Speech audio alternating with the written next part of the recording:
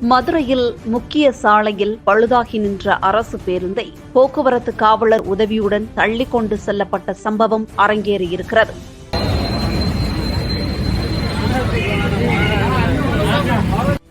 மதுரையில் மொத்தமாக மாநகர மற்றும் புறநகர் பகுதிகளுக்கு 727 பேருந்துகள் இயக்கப்பட்டு வருகிறது. இந்நிலையில் இன்று மதுரையில் பெரியார் பேருந்து நிலையத்திற்கு சென்று கொண்டிருந்த மாநகர அரசு பேருந்து திடீரென பிரேக் டவுன் ஆனது.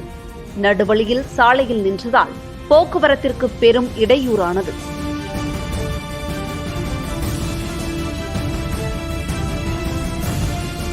இதையடுத்து அங்கிருந்த காவலர், நடத்துனர் மற்றும் பாதசாரிகள் ஆகியோர் பேருந்தை தள்ளிவிட்டனர். சிறிது நேர முயற்சிக்கு பிறகு பேருந்து சரி செய்யப்பட்டு அங்கிருந்து எடுத்து செல்லப்பட்டது. மாநகரில் இயக்கப்படும் பேருந்துகள் அடிக்கடி பழுதாகி சாலையில் நிற்பதாகவும், இது தொடர்பாக போக்குவரத்து கழகம் உரிய நடவடிக்கை எடுக்க வேண்டும் என்றும் பொதுமக்கள் கோரிக்கை விடுத்துள்ளனர்.